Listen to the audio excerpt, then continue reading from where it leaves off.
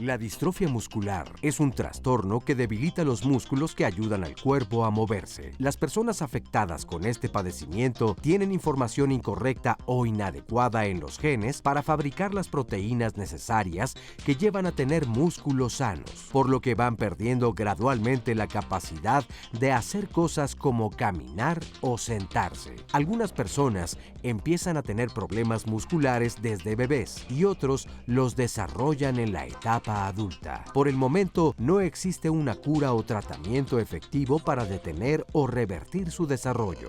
Sin embargo, existe una serie de tratamientos paliativos que pueden mejorar algunos de los síntomas o hacer más lento su inevitable avance. El objetivo es mejorar la calidad de vida del paciente y su entorno familiar. Hoy, en Diálogos en Confianza, los especialistas nos hablarán sobre la distrofia muscular y la importancia de la rehabilitación para incrementar y mantener el funcionamiento y la movilidad del paciente.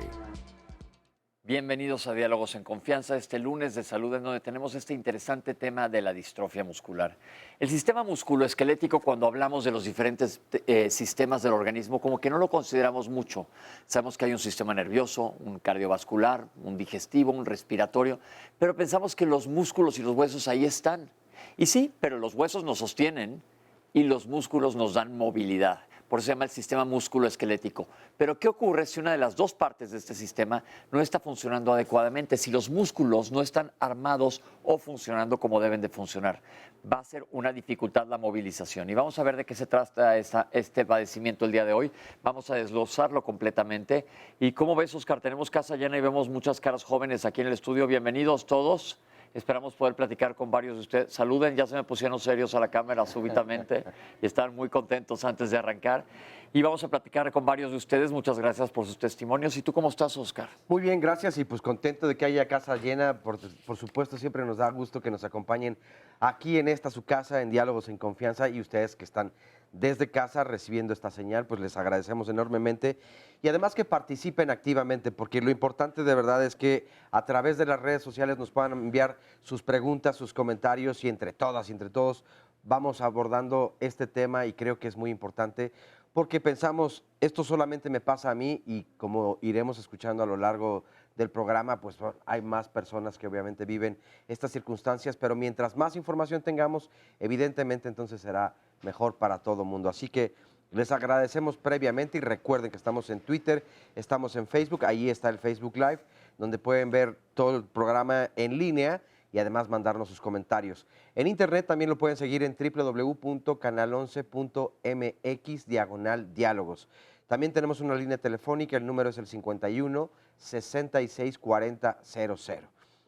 Bueno, saludo con mucho gusto a nuestras amigas y compañeras Aistiel Caneda y Alía Vadillo. Ellas son las intérpretes en la lengua de señas mexicana y nos acompañan como todos los días. Bueno, saludamos nuevamente a todas las personas que nos acompañan aquí en el estudio de Diálogos en Confianza y por supuesto a quienes nos pueden seguir a través de la señal internacional del 11. Y desde luego pues le damos la bienvenida a nuestras y nuestros especialistas. Nuestros especialistas se los voy a presentar ahorita, pero ellos son los que nos van a desmembrar esta enfermedad para que la podamos entender perfectamente bien. Pero acuérdense que aquí en Diálogos nos interesa muchísimo la parte de vista, el punto de vista de los pacientes y vamos a ver este testimonio que nos explica cómo es vivir con este padecimiento. Vamos a verlo. Bueno, yo me llamo Rodolfo Espíndola González, tengo 15 años y me diagnosticaron distrofia muscular. A mí me diagnosticaron distrofia como a los 12 años, hace 3 años. Yo antes caminaba de puntas porque tenía alongado el tendón, no podía, por ejemplo, subir escaleras y cosas así. Y hace 1 año y medio, en octubre, me operaron. Ya puedo caminar bien y ya me canso menos. Yo creo que lo más difícil de tener esta enfermedad es adaptarse como que a la enfermedad. Porque de eso de no poder subir escaleras y cansarte y todo eso, debes de también saber vivir con la enfermedad y poderte adaptar a ella. Mis cuidados son de que en mi casa, desde que me diagnosticaron, acoplaron la casa. Ahora en todos los escalones tengo rampas y también me construyeron un elevador. para que yo ya no tenga que cansarme al subir las escaleras. A mí lo que más me gusta es jugar y tocar la guitarra. Yo toco la guitarra desde hace 3 años. Actualmente yo no estoy yendo a la escuela porque donde yo vivo no hay ninguna escuela como que totalmente con la infraestructura para yo ir. Toda mi familia la verdad es que siempre me apoyan. Bueno, pues el consejo que yo les podría dar es que le echen ganas, que se sepan adaptar a la enfermedad, que vivan con ella y que pues nada, que le echen muchas ganas, porque pues a mí también me ha costado mucho trabajo. Y mi sueño pues es curarme de la enfermedad y poder hacer deportes. Muchísimas gracias por este testimonio. Sobre todo dijo una cosa que es clave, que creo que es una cosa muy rescatable que nos va a hacer conciencia. Él dijo, no hay ninguna escuela que esté adaptada para donde yo pueda ir. Y esto es bien importante y creo que esto es un llamado de atención a la población general y a nuestras autoridades en salud. Hay que hacer conciencia de las personas que tienen discapacidad, como lo vamos a ver ahorita, porque podemos ser cualquiera de nosotros. Y algo tan sencillo como ir a la escuela, pues no puede, porque hay una dificultad. Ahora sí vamos a meternos de lleno al tema y les presento a nuestros especialistas. Muchos de ellos son que están aquí de regreso con nosotros. Doctora Roselena Escobar Cedillo, bienvenida. Gracias. Jefa del Servicio de Electromiografía y Distrofia Muscular del Instituto Nacional de Rehabilitación de la Secretaría de Salud. Es también secretaria médica de la Sociedad Mexicana de la Distrofia Muscular. El doctor Miguel Ángel Alcántara Ortigosa, bienvenido. Muchas gracias. Encargado del Laboratorio de Biología Molecular del Instituto Nacional de Pediatría de la Secretaría de Salud y es director de diagnóstico molecular en el Laboratorio DNA Gen, SC. La licenciada Anabel Cerratos Medina, bienvenida. Gracias, buenos días. Licenciada en Terapia Física del Instituto Nacional de Rehabilitación de la Secretaría de Salud, maestra en Ciencias de la Educación. Y le damos la bienvenida otra vez al doctor Antonio Miranda Duarte. Gracias por estar con nosotros. Gracias. Investigador adscrito, al Servicio de Genética del Instituto Nacional de Rehabilitación de la Secretaría de Salud. Bienvenidos, doctores. Qué bueno que estén aquí con nosotros para que hablemos nuevamente de este tema y creemos conciencia. A mí este testimonio lo que más me mueve es eso. Y es porque mucha gente, no es que necesariamente son gente malona, sino que ni siquiera hay conocimiento. Y si no sabes, ni siquiera lo consideras. Primero, ¿nos pueden decir cómo funciona un músculo adecuadamente? Bueno, un músculo es una parte del cuerpo, hay muchísimos músculos dentro de nuestro cuerpo y hay una señal que puede hacer una contracción y una relajación y esto nos puede dar el movimiento. Depende del músculo, hay músculos que están en nuestro cuerpo, los brazos, las piernas. Hay otros músculos que están dentro de nuestro cuerpo, que son las vísceras, ¿verdad? Todos ellos tienen una función, una señal, una inervación que los va a hacer contraerse y relajarse y así moverse. Ok, entonces básicamente el músculo es un aparato que está como conectado a una señal nerviosa, llega la señal nerviosa y se va a contraer y se va a soltar para tener movilidad. ¿Qué sucede en la distrofia? Bueno, en la distrofia muscular hay una afectación en una proteína. En el caso de Duchenne, la distrofina. En el caso de cinturas hay diferentes nombres de la proteína. Y hay diferentes tipos de distrofia, pero lo que pasa es que esa proteína, por una afectación de un gen, hace que el músculo no sea fuerte, o sea, que se mantenga débil, que esa contracción-relajación no pueda ser tan efectiva por falta de estas proteínas. Ok, lo vamos a ver ahorita en una voz más adelante, porque esto es bien importante que comprendamos que si no hay una proteína que actúe sobre el músculo, la contracción muscular va a ser mucho más débil y no es la fuerza esperada necesaria para llevar a cabo su funcionamiento.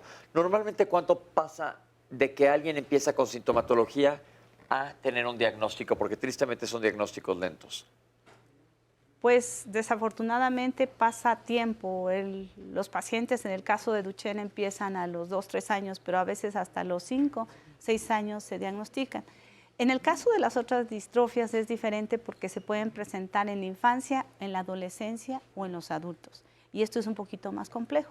Entonces, la edad de presentación puede variar. Lo más común es que sea, ya nos van a explicar ahorita de los diferentes tipos que hay, pero la más común de todas normalmente se presenta en la infancia. Pero vamos a escuchar qué es lo que sucede con la distrofia muscular a nivel del músculo. Y ahorita que regresemos de esta voz off, yo les voy a tratar de que quede perfectamente claro. Vamos a ver. ¿Qué pasa en los músculos cuando hay distrofia muscular? Los músculos están compuestos por miles de fibras musculares. Cada fibra es realmente un número de células individuales que se han unido durante el desarrollo y están encerradas por una membrana exterior. Las fibras musculares que componen los músculos individuales están unidas por tejido conectivo. Los músculos se activan al recibir una señal o impulso que viene desde el cerebro a través de los nervios periféricos. El nervio se une al músculo en la unión neuromuscular o placa neuromuscular, en donde hay un espacio en el que se libera la acetilcolina, un neurotransmisor que causa la contracción muscular. La función de las membranas de las fibras musculares es evitar que éstas se lastimen cuando se contraen y relajan. Cuando se daña esta membrana protectora, las fibras musculares comienzan a perder una proteína que es necesaria para producir las reacciones químicas que producen la energía para las contracciones musculares, lo que causa más daño. Con el paso del tiempo, las fibras musculares afectadas mueren llevando a la degeneración muscular progresiva. Bien, como ven, entonces básicamente una parte del músculo no está funcionando adecuadamente y como dijimos, hay una debilidad. ¿Cuál es el panorama de esta enfermedad en nuestro país? Pues, bueno, tomemos en cuenta que es una enfermedad poco común. Entonces, nosotros lo que tenemos en el instituto es que siendo un centro de referencia, pues vemos a estos pacientes con regular frecuencia. Y uno de los problemas quizás es el retardo en el diagnóstico. Tal vez quienes estamos más relacionados con la enfermedad, pues es más fácil detectarla relativamente, pero para alguien que no está familiarizado le es más complicado. Entre los mismos compañeros médicos, dado que son enfermedades poco comunes, no es tan fácil su detección. Lo importante es que piensen en la enfermedad. Si tienen un paciente que manifiesta debilidad, caídas frecuentes, dificultad para correr o subir escaleras, piensen en una distrofia muscular. Sucede frecuentemente, como ya comentaron, que puede tardar hasta 5 años en hacerse el diagnóstico y es un periodo importante que se pierde para su terapia o algún otro tipo de tratamiento.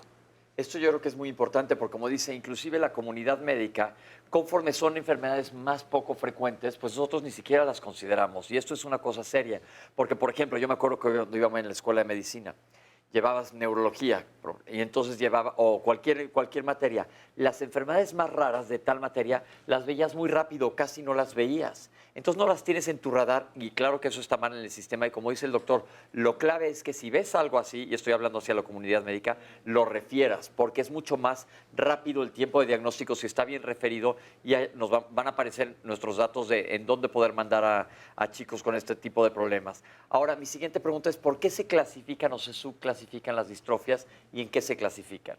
Sí, realmente todas las distrofias musculares son entidades 100% genéticas, hereditarias. Y cuando uno hace la clasificación de las distrofias, tiende uno a clasificarlas con base al gen involucrado.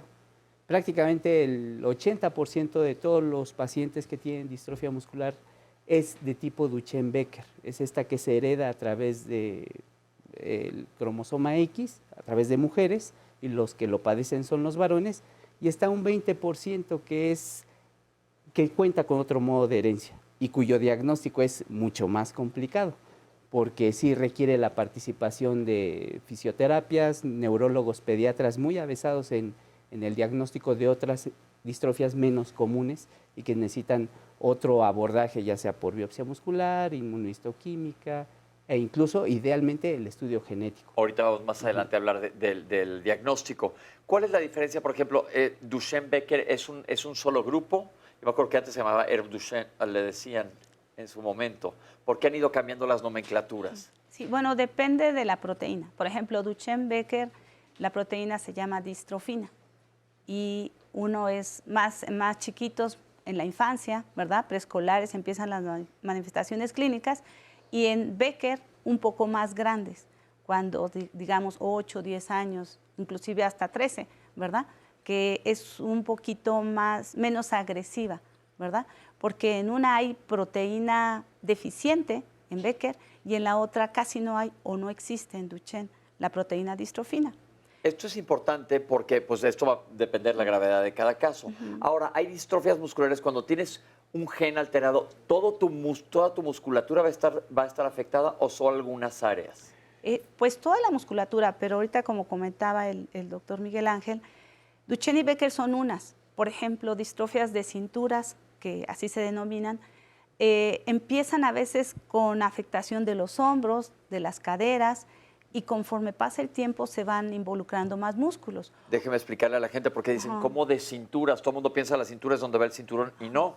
Médicamente hablando tenemos dos cinturas. La cintura escapular, que es donde están los hombros, hay una gran musculatura ahí, y la otra es acá abajo en la pelvis, que es a lo que se refiere la doctora con los problemas en las piernas. Sí, y por ejemplo existe otra que se llama fascioescapulohumeral, que afecta a la cara y los hombros al principio, pero conforme progresa se van involucrando los otros músculos. O sea, dependiendo del tipo de la distrofia, a veces no son generalizadas. Empiezan en algunos músculos y después se va generalizando a otros. Nos preguntan, por ejemplo, ¿cómo se puede diagnosticar la distrofia de cintura? Y yo agregaría, pues, las demás. Es decir, ¿hay un proceso específico para poder clasificar a cada una de ellas?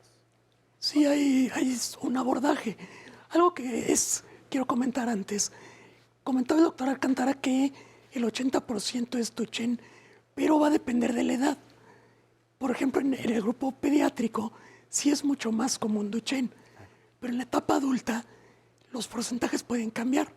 Por ejemplo, puede presentarse más de cinturas o distrofia miotónica. Entonces varía dependiendo de la edad. El abordaje cambia también. Lo primero es clínico. La primera sospecha es clínica. Entonces, como comentábamos, si hay un paciente que tiene debilidad, que manifiesta dificultad en ciertos grupos musculares, sobre todo para caminar, correr, hay que pensarla. Pero también cuando hay debilidad en brazos, dificultad para subir los brazos, peinarse, tender la ropa, bajar cosas de la alacena, hay que pensar también en una distrofia. El diagnóstico es genético, el definitivo, pero no siempre es tan fácil hacerlo. Vamos a ir, ustedes que nos están viendo, toda la gente diga, se les va a estar pensando, se me está complicando la existencia con tanta clasificación. Ustedes no se agobien con la clasificación, lo que buscamos es que sepan que hay diferentes tipos, no se las tienen que aprender. Aquí nosotros vamos a hablar en general de todas ellas y ahora vamos a pasar, ya nos dijo el doctor, varios de los síntomas antes de llegar a hacer pruebas clínicas. Caídas, debilidad muscular, como dijo, no se pueden peinar, no pueden bajar algo de la alacena. ¿Qué otros síntomas son comunes? Puede haber fatiga, o sea, cansancio en realizar algunas actividades. Por ejemplo, caminaba antes 5 cuadras y ya se cansa, tiene que caminar 1 cuadra, levantarse de una silla también, que cueste trabajo, subir escaleras. A veces podían subir escaleras y después ya cuesta trabajo subir las escaleras.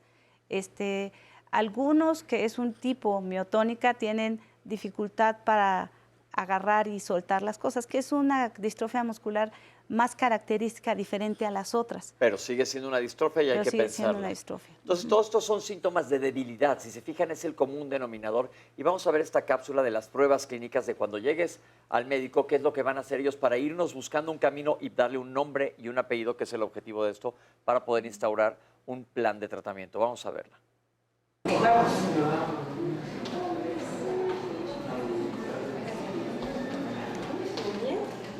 Llegas a los conitos y te regresas.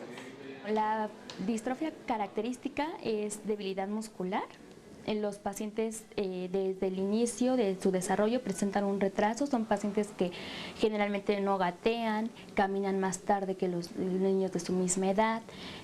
Ya con el paso del tiempo, ellos presentan alteraciones para correr, se caen frecuentemente, se cansan y generalmente muchos de ellos en edad preescolar son diagnosticados como problemas de postura o como pie plano. Ahora vamos a subir las escaleras. Ya sabes, tienes que llegar hasta arriba, ¿ok? Muy bien, empieza. Después presentan ya mayor alteración como dificultad para subir escaleras, dificultad para hacer actividades por encima de su cabeza y posteriormente pues ya se van caracterizando porque pierden la capacidad para caminar y ya en etapas tardías ya presentan alteraciones respiratorias y cardíacas que generalmente son la causa de muerte. Las pruebas clínicas en la distrofia muscular consisten en un examen clínico completo de rehabilitación en el que se explora al paciente desde su postura, su marcha, se les hace una exploración de los arcos de movilidad, contracturas, fuerza muscular, sensibilidad, todo esto para valorar pues, qué músculos son los más debilitados. Después de terminar la exploración clínica como con cualquier otro paciente, se les hacen pruebas especiales, que son algunas como son pruebas cronometradas, en el que medimos cuánto tiempo tardan en caminar 10 metros, cuánto tiempo tardan en ponerse una camiseta, en subir escaleras si es que todavía lo pueden hacer, en levantarse del piso. Y se les hacen algunas escalas especiales para valorar la funcionalidad de miembros superiores, de miembros inferiores y algunas otras pruebas que valoran como ya actividades de la vida diaria, como escribir, voltear las hojas de un libro, pararse de una silla, etc.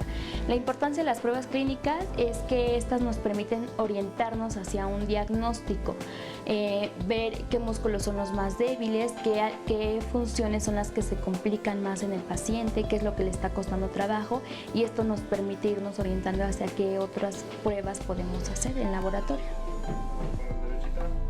Las pruebas clínicas no son suficientes, nos pueden orientar hacia el diagnóstico, pero se necesitan otras pruebas especiales, ya sea en laboratorio, en el que se le piden al paciente pues exámenes generales, y el perfil muscular, en el que se valoran las enzimas musculares. Esto nos permite descartar si es otra enfermedad, por ejemplo, y pues ya después se le pueden pedir otros estudios especiales como biopsias musculares o el estudio genético.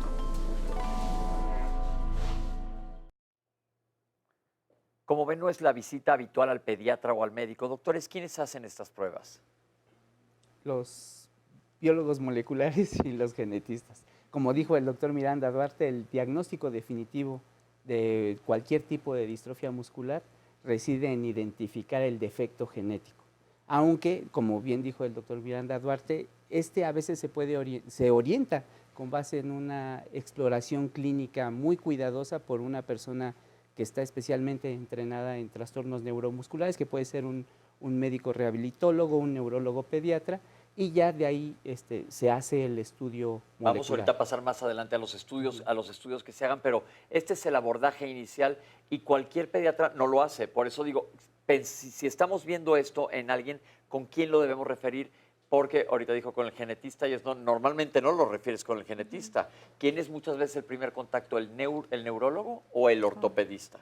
El neurólogo y el rehabilitador. A veces el ortopedista, cuando tiene el conocimiento. Que es la cosa. Es a lo que voy. Para toda la gente que nos está viendo, que están diciendo, híjole, a lo mejor mi hijo va por ahí, ¿con quién se pueden acercar? Ya les dije, aquí van a aparecer los datos en pantalla, pero ortopedistas, rehabilitólogos o con neurólogos. Y ellos, dependiendo de lo que van a saber dirigir el caso. Oscar, ¿qué nos dice la gente allá afuera? Pues mira, ya hay una buena participación. La mayoría, pues les agradecemos, se conectan y nos dicen, pues qué bueno que toquen este tema, de verdad es muy importante. Nos hablan de distintos lugares de la República Mexicana, desde Villahermosa, desde Tijuana, desde Jalisco. Nos dice, por ejemplo, Raimundo Fonseca, para este padecimiento no ayudaría la electroacupuntura. Esther Torres nos dice, bueno, ¿y por qué se desarrolla este padecimiento? Ya se ha ido explicando poco a poco. Una pregunta nos dice Leslie Sosa, ¿qué avance ha tenido en la investigación en duplicación de exones? Virginia Venegas nos dice, cuando era niña, la verdad es que sufría de dolor de piernas. Hace 3 años dejé de caminar y no aguanto el dolor que me da en los pies. ¿Existe algún medicamento? ¿A qué médico puedo asistir para el correcto diagnóstico? Edmundo López nos dice, mi nombre es Edmundo López Ávila, actualmente vivo en Tijuana, Baja California, tengo 56 años, nos deja de hecho su número telefónico y dice, me despidieron del trabajo y no tengo seguro social. Ignoro porque no nos comparte si es a raíz de esta enfermedad, ¿no? Es probable porque también... sí, exactamente, sí, acá adelante dice, empecé con las plantas de los pies, paulatinamente se fue pasando a las rodillas, ahora a las caderas. no tengo control en los pies. Y también nos dice, no manejo el carro por lo mismo, choqué 4 veces, los pies no me responden. Pero entonces también, no solamente la parte médica, la parte legal, porque creo que pues, no se puede tomar un caso tan a la ligera como decir, vives con distrofia muscular, entonces ahora ya no puedes trabajar aquí. Es decir, supongo que alguien evidentemente puede asistir a todas estas personas porque está dentro de sus derechos. Entonces, pues muchas gracias, Edmundo, por compartir la situación. Ahora te responderán los especialistas. Isabel Garibay Castillo nos dice, ¿alguna información sobre la terapia genética? Irán Epel, ¿en Jalisco hay algún lugar donde poder acudir para tratar la enfermedad? Ceci Gómez nos dice, las enfermedades inmunológicas, esclerodermia, la fibromialgia, artritis reumatoide, ¿producen distrofia muscular? Pregunta, ¿o son provocados por los medicamentos? ¿Y qué ejercicios se pueden recomendar?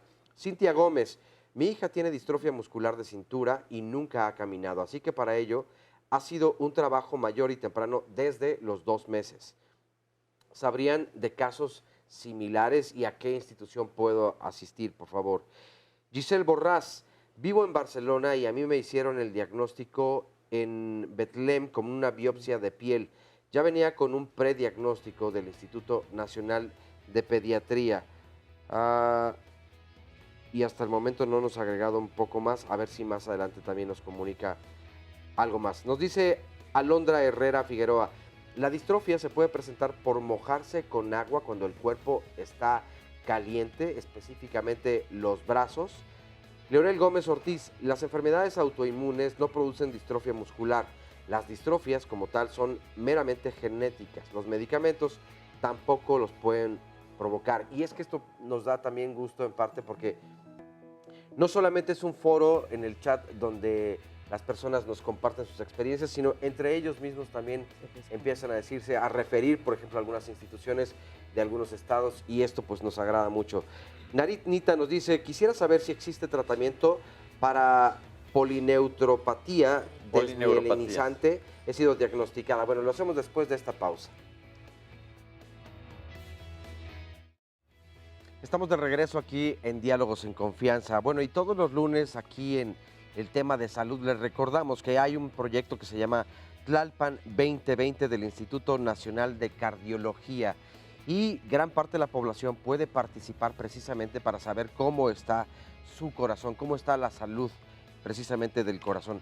Y se realizarán desde luego estudios durante los próximos 10 años, pero hay ciertas especificaciones, así que tenemos un teléfono para que puedan participar quienes están interesadas, interesados, y pueden llamarnos al 5573-2911 a las extensiones 24300, 24302 y 24303. Así que cuiden su corazón y llamen a este número telefónico. Pero Pepe, tenemos varios invitados e invitadas que nos van a platicar precisamente cuál es la situación, cómo la viven, y estás con ellos en este momento. Aquí estamos listos para platicar con el público. Estoy con unos gemelos que se llaman... Marcos y... Daniel. Marcos y Daniel, que no están muy convencidos de querer estar en la tele, pero les dije que no les dé ninguna pena, pero vamos a platicar con su mamá. ¿Cómo está, señora? Muy bien, gracias, muy buenos días y gracias les doy por invitarnos. Claro que para sí. Que se enteren de esta enfermedad. Marcos y Daniel tienen 12 años. 12 ¿A qué edad años. empezaron? A ellos casi los diagnosticaron a los 8 años. A los 8 años. ¿Y ellos empezaron a qué edad se dieron ustedes? Que no podían subir escaleras, que no podían. Con Marcos, como a los 7 años nos empezamos a dar cuenta de que él no podía subir escaleras. ¿Y qué dijeron que habrá Pues tenido? de hecho lo llevamos al Seguro Social y al ISSSTE y siempre nos decían que era problema ortopédico, que nada más con ejercicio, que planta de los pies y así nada más. Nunca nos dieron un diagnóstico hasta que llegamos con un neurólogo, fue que nos dijo más o menos qué estudios hacer y fue que nos dieron ay, me pongo un poquito nerviosa. No se ponga nerviosa, respire onda, aquí todos somos cuates. Y ya de ahí me dijeron que hiciera unos estudios que es la DOLASA y la CPK, que es estudio molecular. Que son los estudios que moleculares. Y la CPK es una enzima de degradación muscular. Así es. Y salió altísima. Altísimas, ajá. Entonces esto quiere decir que había un daño muscular y ya los refirieron. Al Instituto Nacional de Rehabilitación. Perfecto, y les hicieron una biopsia de músculo. Ajá, exactamente. Y les dieron, Y les el dieron diagnóstico bien rápido ahí, la atención. Todo. Ya que llegaron ahí fue muy rápido el Ajá, diagnóstico. ¿Qué sí. le quiere decir a mamás que se puedan encontrar bajo este tipo de problemas? Que pongan atención, ¿no? Con cualquier detalle de sus hijos, se puede hacer mucho, ¿no? Y en el caso de ellos, pues sí fue muy tardado. Oye, ¿y son gemelos idénticos? Sí. ¿Ustedes a veces vacilan a la gente diciéndole que son uno y el otro? ¿O siempre le dices que eres tú? No quiere ser actor el día de hoy. Ok, pero bueno, entonces las recomendaciones a las mamás, esténse listas si ven alguna alteración para que se pasen directamente a acercarse a buscar a la gente que sea necesaria para que no anden dando vueltas en ortopedia, por ejemplo, que no dan con esto. Dijimos que los médicos muchas veces no sabemos diagnosticarlos. Muchas gracias. Sí, Me voy a pasar aquí para abajo. Gracias. Gracias. A ver, vamos a platicar con más personas. Perdón. ¿Cómo está, señora? Hola, bien. ¿Cuál es su nombre? Dulce. Dulce, ¿y qué nos quiere decir Dulce? Bueno, la verdad es que vinimos a darle más difusión a esta enfermedad porque, bueno, a mí me ha tocado, por ejemplo, en el Seguro Social con el neurólogo. Llegué y me dice, bueno, ¿y usted qué sabe de su enfermedad? Me preguntó a mí que qué sabía yo, si él era el médico, no yo. Dice, ya con el tiempo que tiene la enfermedad, a lo mejor sabe usted más que yo, y ahí yo explicándole. Pero a ver, ¿cómo fueron tus síntomas? Bueno, yo empecé con caídas. ¿A qué edad? A los 18 años. Ajá. Sin tropezarme ni nada. ¿De repente te caías? De repente me caía. Ok, ¿y con quién fuiste y cómo dieron con tu diagnóstico? Pues primero en el seguro y me decían que dejara de comer chocolate y nunca me dieron el diagnóstico. De ahí me mandaron a un hospital del DIF, me hicieron otra vez estudios y tampoco. Pero empezaba a estar el hospital, el INR,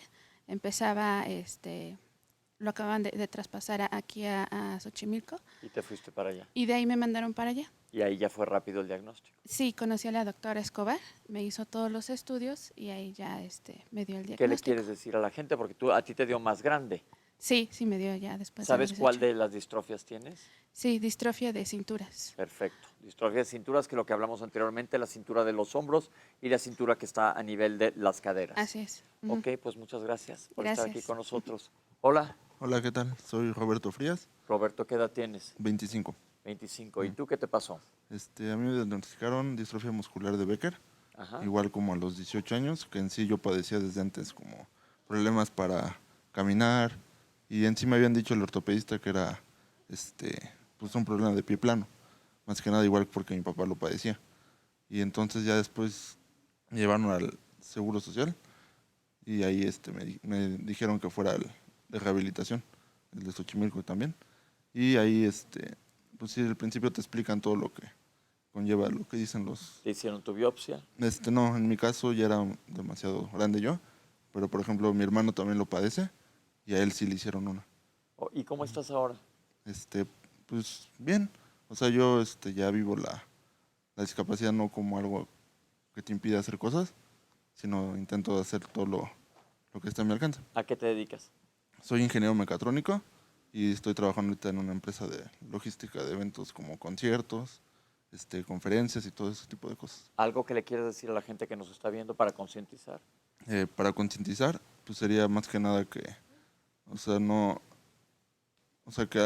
que les diagnostiquen esta enfermedad, no sientan que el mundo se queda ahí o que ya no tienes como qué hacer, o sea, siempre es como pensar adelante y siempre va a haber opciones. Va a haber opciones y, por ejemplo, en mi caso logré una licenciatura y también invito a la gente a que se atreva a salir adelante. A aventarse. Más que nada eso. Pues muchas gracias por sus testimonios, porque nos ayuda muchísimo. Mucho podemos hablar nosotros aquí, pero la calidez humana de la gente que lo padece es mucho más importante. Doctores, tenemos aquí casos que quisiera retomar un poco la genética sin meternos mucho, porque la genética es complicada. Tenemos unos gemelos, él tiene un hermano, ¿tú no tienes a nadie más? No.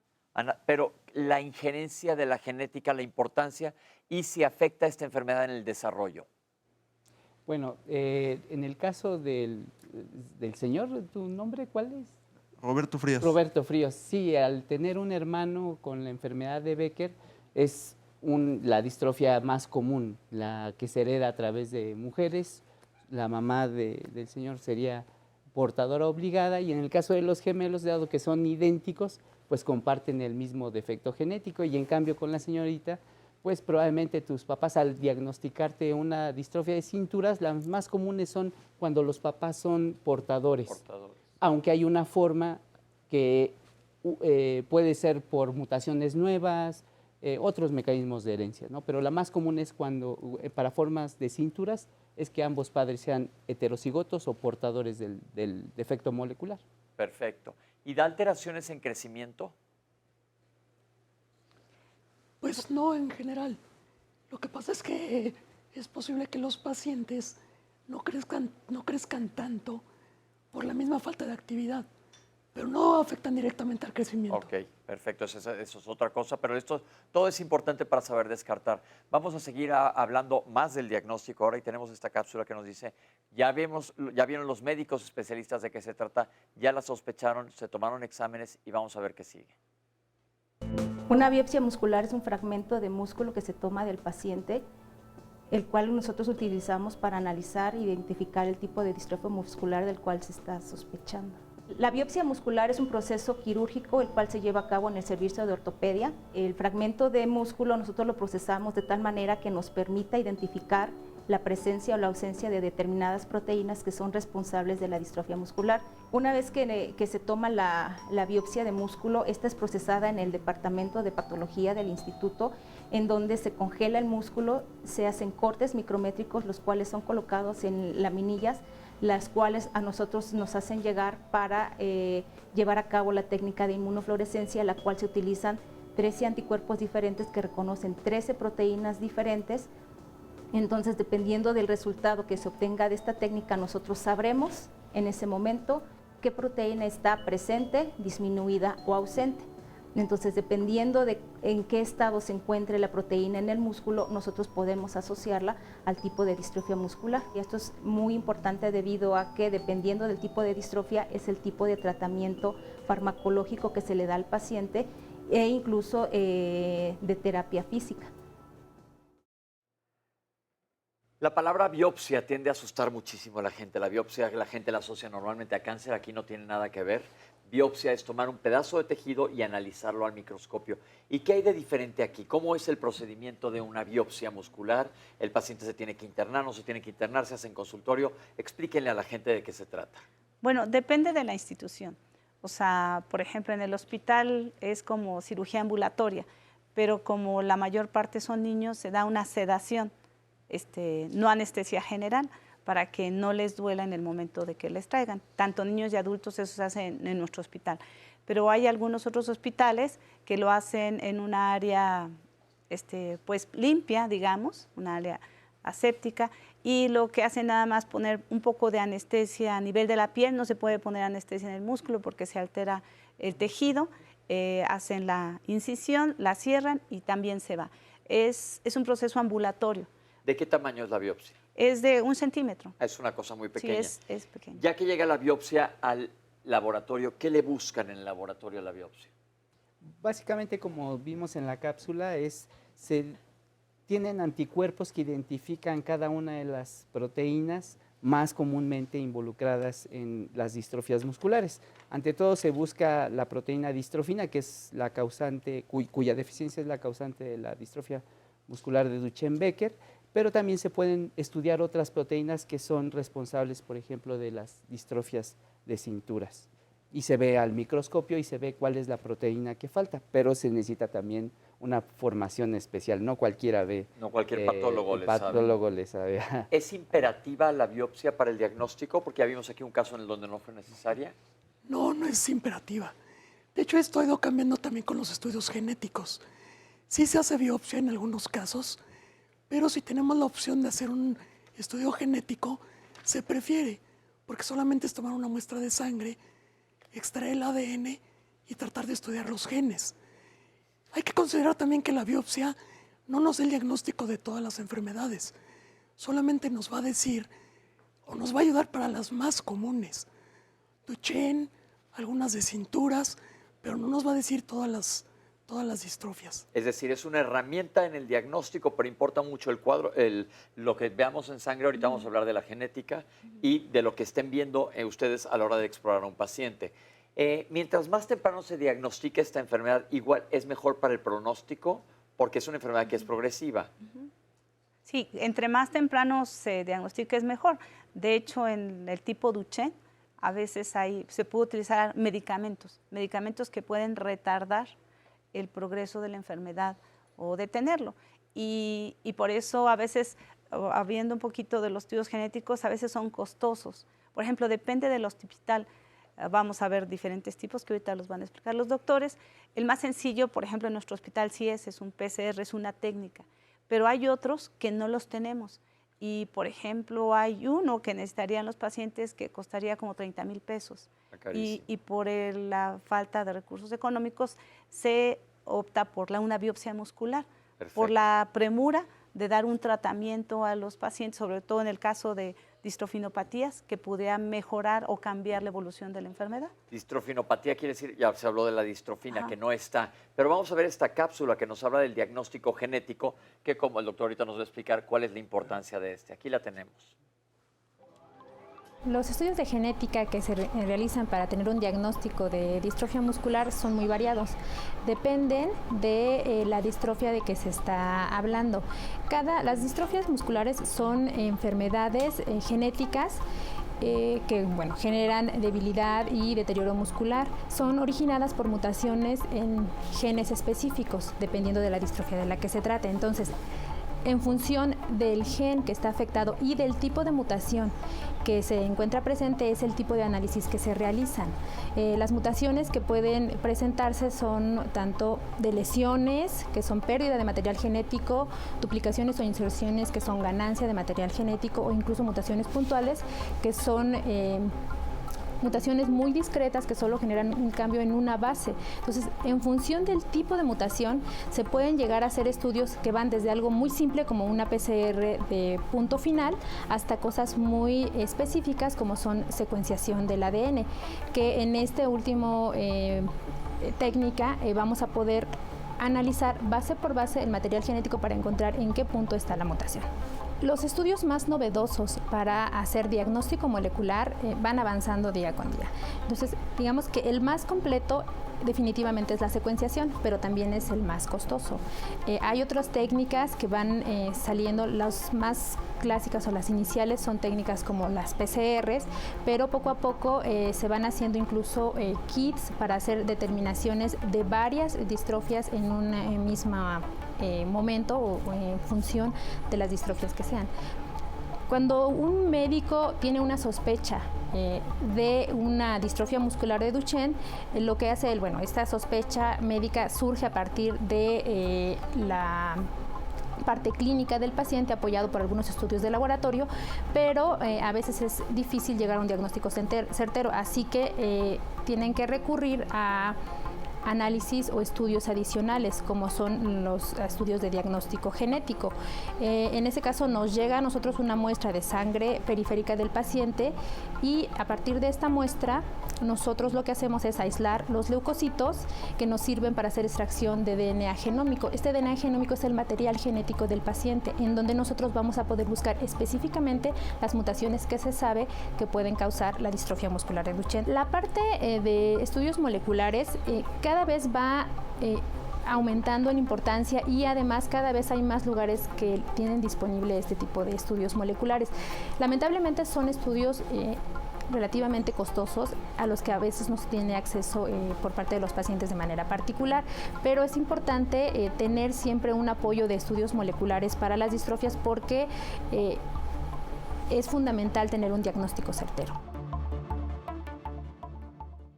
Doctor, ¿esos estudios moleculares son parte del estudio genético o no se hacen a todos? No, sí es. Idealmente todo paciente con distrofia muscular debe tener el estudio molecular que confirme el tipo y la distrofia muscular. Perfecto, porque lo que nos explicaron ahorita es básicamente revisar el mapa, el DNA de estos pacientes y ver qué es lo que falta. Y entonces ahí es donde se va a dar el diagnóstico definitivo.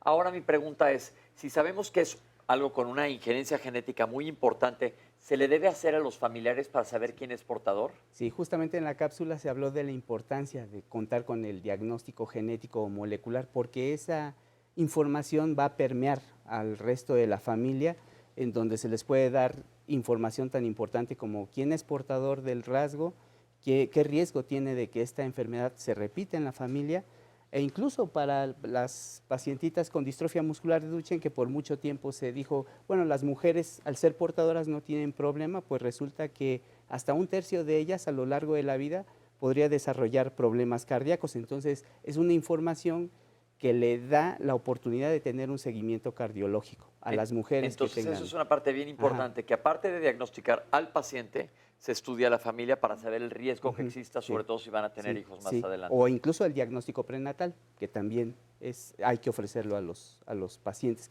a las familias que tengan riesgo de recurrencia elevado. Perfecto.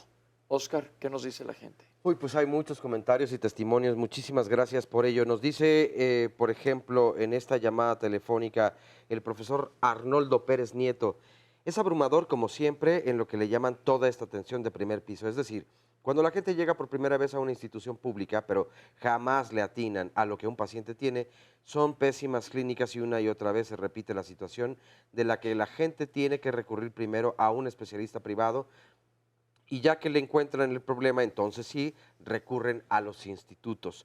Pero en cuanto a la atención de la clínica, es pésima. Estaría bien que hicieran un programa más crítico, ya no refiriéndonos específicamente a una enfermedad, sino ¿por qué no dedicar un programa a todo un análisis crítico al respecto sobre tan mala atención? Sería magnífico, como un jalón de orejas, sobre todo para las instituciones como el IMSS, el ISSSTE, etcétera, y hablando de todo el sector salud. Pues muchas gracias, tomamos en cuenta el comentario. De hecho, bueno, hemos hablado en varias ocasiones acerca de este tema. Es una cuestión que evidentemente, como tú decías, Pepe, pues le corresponde a las instituciones médicas y la población evidentemente está rebasado precisamente todo este asunto. Juan Luis Rodríguez, tuve 2 hermanos con ese problema de distrofia muscular de Duchenne hace más de 30 años aproximadamente, y se vuelve corta la vida. Uno de mis hermanos falleció a los 20 y el otro a los 31, porque se les desarrollan muchas enfermedades pulmonares, el músculo se contrae. Me inquieta saber si es hereditaria y a quién se les hereda. Yo no tengo nietos. Yo tengo nietos de mis hermanos, ya hay sobrinos, y además a mi madre le comentaban que eso da más en la 5ª generación. ¿Qué tan cierto es eso? Por lo que me gustaría poder constatarlo. También le decían que la mujer podía tener más ese gen que en el caso de los hombres. Esta otra llamada es de un anónimo y nos dice, a mi esposa le declararon esclerosis lateral amiotrófica, todos los síntomas que están comentando en el programa, a ella se le están manifestando. Esta enfermedad se relaciona con la distrofia muscular, ¿a dónde la tengo que llevar para que la traten entonces correctamente y tener un diagnóstico certero? Maribel Álvarez, o a la vez más bien Laguna, ¿a qué edad se puede diagnosticar la distrofia muscular? Nos dice también Jorge, tengo 2 adultos mayores, no con distrofia, pero sí con desgaste de huesos, así que ¿qué se puede hacer aparte de la cirugía? Muchas gracias. Jairo Escobar nos dice, mi hermano y yo padecemos distrofia muscular tipo Becker. Tengo 33 años y mi hermano 31. Nos lo detectaron cuando tenía 8 años. Solo recibo terapia física por mis padres que les enseñaron en el Instituto Nacional de Pediatría. Por mi edad y derechohabiente iba a consulta al ISSSTE de Oaxaca.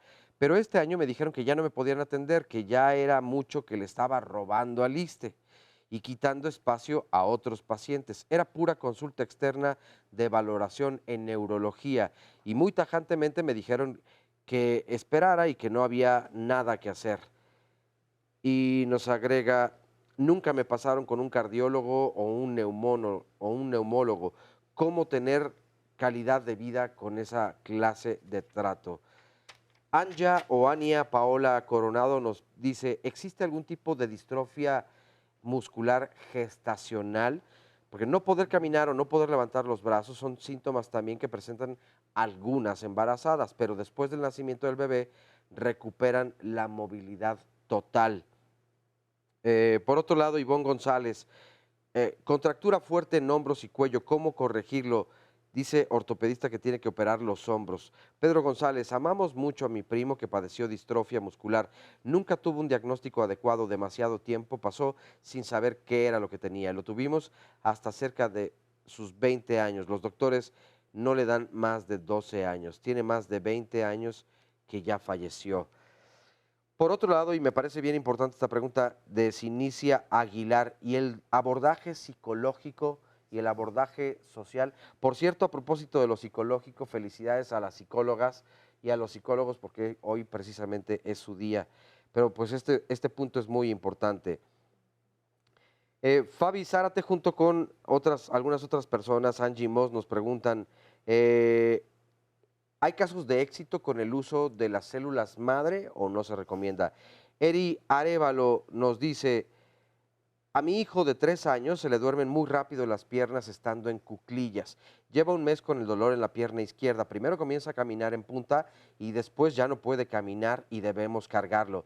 Le mandaron estudios RX de pelvis y rodillas, pero ¿esto podría advertir algún problema de distrofia o tendrían que hacerse otro tipo de estudios? Y tenemos todavía muchas más preguntas y comentarios, pero bueno, vamos a dejarlo por el momento hasta aquí. Aquí las tengo para contestar más adelante. Doctor, regresemos a la clínica. El paciente ya tiene estudio genético, ya tiene estudio o evaluación clínica, tomamos exámenes de sangre, también comentaron, porque hay que hacer diagnósticos diferenciales con otras enfermedades que no vaya a ser algo más. ¿Y qué se hace ahora? Ya tengo el diagnóstico. ¿Qué sigue? Bueno, después de que ya se tiene el diagnóstico, dependiendo del tipo de distrofia, actualmente en Duchenne se utilizan medicamentos, como ya había mencionado anteriormente, para tratar de detener la evolución de la enfermedad. ¿Qué hacen estos medicamentos? Estos medicamentos tratan de, como una fase inflamatoria, de estabilizar la membrana muscular. Y se ha visto a nivel mundial que pueden retardar la progresión promedio 2 años, aunque hay muchos pacientes que la retardan más. No todos los pacientes con distrofia muscular Duchenne responden. El 70%, 30% no responden porque puede estar relacionado con una alteración genética. En el otro tipo de distrofias no se utilizan más que suplementos. Suplementos de alguna manera podrían mejorar la energía o alguna vía metabólica, pero por el momento no se utiliza un medicamento. Se está estudiando a nivel internacional muchos tratamientos, terapia génica, X, ¿no? Pero lo más importante es la rehabilitación, ¿no? Para mantener sus extremidades adecuadamente, su músculo que no se deteriore tan rápidamente, la movilidad y que esté en las mejores condiciones para que tengan una mejor calidad de vida. Ahorita más adelante vamos a ver una cápsula de rehabilitación y le vamos a dar la palabra a la doctora, que no nos ha platicado mucho, pero ya llegamos al momento estelar. Pero entonces, recapitulando un poco, se sospecha, ha habido preguntas de qué puedo hacer, van a aparecer en las redes los datos de nuestros especialistas y sus instituciones por si tienen duda de que está pasando esto, sobre todo hay un caso de un chico que no saben exactamente qué es lo que está ocurriendo, descartar que sea esto. Si ya saben qué es esto, hay algunos medicamentos para cierto tipo de distrofia. No todas las distrofias son tratadas con medicamentos. Dependiendo del tipo de distrofia que tengan, va a recibir un tratamiento. Esto no quiere decir que se va a curar, porque esa es otra pregunta común. No es una enfermedad curable, pero aquí lo que se busca es detener la progresión de la enfermedad. ¿Estoy en lo correcto? Sí. Y es ahí cuando entra la rehabilitación física, que después del corte vamos a empezar con una cápsula y a platicar un poco de ella. Pero mi pregunta es algo también interesante, que de lo que nos comentaron, ¿cómo recibe la familia y el paciente el diagnóstico y si se da un apoyo psicológico? Bueno, estos pacientes también se envían a diferentes servicios. No solamente los ve el que está encargado de la clínica de distrofia, sino que se tiene que mandar a cardiología, a neumología, rehabilitación respiratoria, pero psicología forma una parte muy importante en relación a dar el apoyo tanto a los papás como a los niños. A veces es un poquito complicado porque los niños no manifiestan qué tienen, o sea, qué sienten, qué les preocupa. Un adulto siempre dice qué le está pasando, pero a los niños no. Inclusive los psicólogos pueden manejar terapias de juego, ¿verdad? Que en el mismo terapia de juego ellos pueden sacar lo que están sintiendo por su problema. La proyección. Sí. Entonces es bien importante también esta parte. Vamos a hacer un corte ahora y vamos a seguir hablando de distrofias. Vamos a platicar un poquito más con el público, que tenemos gente que nos quiere comentar sus experiencias. Y vamos a hablar con los especialistas de, bueno, ya empezamos el tratamiento, ya se habló de medicamentos, la importancia de la rehabilitación y qué pasa a futuro, cuál es el pronóstico de los pacientes con distrofia. Ya se habló también de la parte genética, que no nada más es importante que se estudie el paciente, sino que se estudie toda la familia. ¿Por qué? Por la posibilidad de que se replique este padecimiento. Entonces, muy importante que se lleve a cabo en la unidad adecuada. Vamos a un corte, ya venimos.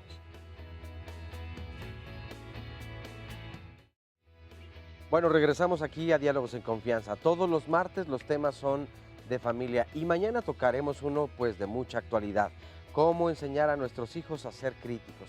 ¿A qué nos referimos con todo esto? Evidentemente van formando su propio criterio, pero ¿y qué hacer hoy ante un mundo donde hay noticias por todas partes y donde el acceso a ciertos aparatos tecnológicos pues nos permiten todavía tener más información? Pero ¿qué pasa cuando esta información no es cierta? Las llamadas fake news que hoy en las redes sociales podemos encontrar de muy diversos temas, desde ovnis tal vez, pasando por animales fantásticos o problemas extraordinarios que parecieran extraídos de un cuento de hadas. Pero ¿cómo podemos ayudar a nuestras hijas y a nuestros hijos a que vayan justamente cuestionando lo que van escuchando, lo que van leyendo, lo que les comparten también en la escuela probablemente o sus amigos o amigas? ¿Y cómo van formando un criterio? Pues es una labor evidentemente que en casa se fortalece mucho. ¿Pero qué decir y cómo actuar? Bueno, pues mañana las y los especialistas darán respuesta a estas y muchas otras preguntas más. Así que no se lo pierdan en punto de las 9:30 de la mañana. Y ahora, bueno, pues tenemos más testimonios, Pepe, y estás precisamente con todas y todas ellos. Acá ya estamos en público. Hola. Hola. ¿Cómo te llamas? Santiago. Santiago, tú sí estás listo para salir en la tele. Mira esa pantalla. ¿Qué opinas? ¿Está padre? ¿Sí? Sí. ¿Y tu mamá cómo se llama? Gabriela. Hola, Gabriela. Hola, ¿qué tal? Muy ¿Cómo buenos estamos? días. Muy bien, muchas gracias. Platícanos de Santiago. Bueno, pues con Santiago fue un proceso muy largo porque, bueno, ningún médico acertaba con el tratamiento, ¿A qué edad empezó con el con diagnóstico. síntomas? Desde los 2 años que no caminaba, ¿Y a qué edad te lo diagnosticaron? a los 4. 2 años anduviste buscando. Así es, Ok. ¿Y qué tipo de distrofia tiene? distrofia muscular de Duchenne. Tiene Duchenne. ¿Y le dieron medicamentos? Sí, ¿Y está cómo? medicado actualmente. ¿Y cómo va Santiago? Pues va bien, bueno, apenas le hicieron una cirugía en los tendones de Aquiles. La liberación de tendones para liberar el tendón de Aquiles. Así Perdón, es. cirugía de tendones para liberar el tendón de Aquiles, que está rígido seguramente. Ujú. ¿Ok? ¿Y cómo va él? Vamos a preguntarle a él. ¿Cómo te sientes? Bien. ¿Bien? ¿Vas a la escuela? Sí. ¿Y cómo vas en la escuela? ¿Te gusta estudiar? Sí. ¿O más o menos? Sí. Oye, ¿ya puedes caminar bien? ¿Y Sí. hacer ejercicio? Sí. ¿Y vas a rehabilitación? Sí. ¿Qué más le quieres decir a la cámara? Aprovecha la tele. ¿O ya nada? Ya nada. Ok. Pues muchas gracias. Gracias por comentar con nosotros. Y vamos a otro testimonio. Hola. Hola, ¿Cómo te llamas? me llamo Gabriel. ¿Cuántos años tienes, Gabriel? 9. 9. ¿Y tu mamá cómo se llama? Sandra. Vamos a preguntarle a Sandra que nos platique de tu caso. Bueno, pues buenos días. Mi nombre es Sandra. Gracias por la invitación. Con Gabriel, a la edad de 4 años casi, la maestra del jardín de niños a donde iba nos llamó para informarnos que él no podía subir escaleras, que se tardaba mucho tiempo. Y bueno, afortunadamente visitamos a un ortopedista y él, no fue la mejor manera, pero nos dijo que tenía distrofia muscular de Duchenne, que pues tratáramos de llevarlo al Seguro Social, pero afortunadamente nosotros llegamos al Instituto Nacional de Rehabilitación con la doctora Escobar. Y ahí les dieron rápidamente el diagnóstico. Sí, bueno, nos tardamos un poco en hacerle el estudio genético, porque es algo muy doloroso, no es tan sencillo, ¿no? Y además se queda uno en shock, no sabes qué hacer, quieres buscar muchas otras alternativas porque piensas que a lo mejor el diagnóstico está mal. Sin embargo, bueno, ya después de un tiempo lo asimilas, llegamos con la doctora Escobar y ya, pues iniciamos el tratamiento con él y ya después con su hermano. Su hermano también tiene. Bruno también tiene. Bruno, hola. ¿Cómo estás, Bruno? Bien. ¿Cuántos años tienes tú? 7. ¿Ya te viste ahí en la televisión? Sí. ¿Qué opinas? Bien. Bien, ¿verdad? Y los dos van bien. Entonces es Duchenne. Duchenne, los dos. Y los dos están con tratamiento. Sí. ¿Y cómo van? Muy bien, ahorita ellos son 100% funcionales. Perfecto, están en rehabilitación física. Estamos en rehabilitación física en el Teletón y con la doctora Escobar, que es un médico de cabecera, ¿no? En cuanto a ¿Algo que le distrofia. quiera decir a mamás que están enfrentándose a esto ahora? Pues que no pasa nada.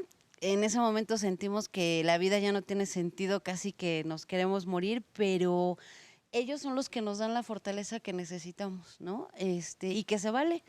O sea, es un camino difícil, al principio es muy duro, es muy doloroso. Sobre todo en la hora del diagnóstico. Exactamente, pero ¿Cómo te ves ahorita comparada a cuando los diagnosticaron? yo estuve como 2 años en depresión Pero ahora estamos bien. y ahora sí ya. Bueno, pues estamos muchísimas gracias. Gracias por venir al programa. De nada. Bueno, me voy a pasar para abajo y gracias por participar. Vamos acá a platicar con... ¿Cómo te llamas? Ismael. Hola, Ismael. Hola, señora. ¿Cómo se Hola, llama? buenos días. Beatriz Escalante. Perdón, Ismael, ya casi me senté en ti, ¿verdad? ¿Y qué nos quiere platicar? Bueno, mire, el caso de mis 3 niños, muchachos. Hola. De mis 3 muchachos, ha sido un proceso muy difícil, pero hemos salido adelante. Ok. ¿Y usted a qué edad los diagnosticaron? A Ismael era a los 5. ¿Quién es el más grande? Ismael. Ismael, a los 5 años. Aarón a los 2 y a Fernando al año. Cuando tuvo a Ismael, ¿se hizo usted estudios genéticos para saber si iba a tener otros hijos con esto? ¿Nadie se lo sugirió? No. ¿Y usted lo sospechó? No, de hecho él cuando empezó a caminar, se agarraba de las cosas, nunca dobló rodillas. Entonces yo dije, está mal. Entonces lo llevé al ISSSTE y no, pasó con el ortopédico y me dijo, no, tiene el pie plano. Y de ahí ya no salió. Entonces cuando él entró al kinder, la maestra también me dijo, vaya al instituto. ¿Y fue Ahí le vaya, sí. Y fuimos y fue cuando empezamos el proceso. ¿Y cuando nacieron tus otros hijos? Ellos ya estaban, ya los tenía. Sí, ya los tenía los 3. Ok, entonces el primer diagnóstico fue. Con Ismael. Ok. Y después se siguió con los demás. ¿Y cómo están ahora? Pues ya los veo mejor, todavía caminan. Qué bueno. Gracias a Dios. Qué bueno. ¿Algo que le quiera decir al público? Pues que le echen ganas a las mamás que sepan que ya tienen la enfermedad, pues que no desistan y que sigan adelante. ¿Y estamos todos en rehabilitación? Sí. ¿Sí? ¿Sí? ¿Te gusta ir a la rehabilitación? Sí. ¿O te cansas? Tú dime, el que se cansa eres tú, no tu mamá. Sí. ¿Pero está padre? Sí. ¿Le quieres decir algo a alguien que tenga tu misma enfermedad? ¿Prefieres no? No es a fuerzas, ¿eh? Si no quieres, no pasa nada. Pero vamos a ver una cápsula que nos habla de rehabilitación y ahorita regresamos de lleno al tema. Gracias. Muchas gracias. Básicamente los principales ejercicios que manejamos con las personas con distrofia muscular son 3. Los ejercicios de movilización, los ejercicios de estiramiento y en algunos casos el posicionamiento postural. Algunos tipos de distrofia son susceptibles de mantener el tono muscular y se hace fortalecimiento, pero es mínimo, o sea, es un fortalecimiento que nosotros manejamos submáximo. ¿Sí? No es pesa ni es demasiado esfuerzo al músculo, es para mantenerlo básicamente. Nosotros manejamos varias modalidades de tratamiento fisioterapéutico. Aquí en gimnasio manejamos ejercicio y nos tenemos que apoyar de agentes físicos como la hidroterapia. En hidroterapia usamos el agua con fines terapéuticos en tinas pequeñas donde podemos colocar si son niños o en tinas más grandes que son tinas de inmersión total, que se llaman tinas de Hubbard. Y bueno, estas tinas tienen agua caliente, que es un primer elemento importante, y tienen turbinas. Esas turbinas nos hacen que el agua tenga cierto movimiento y trabajamos con los efectos mecánicos del agua. O sea, es agua caliente que está en movimiento. Eso nos facilita la relajación muscular.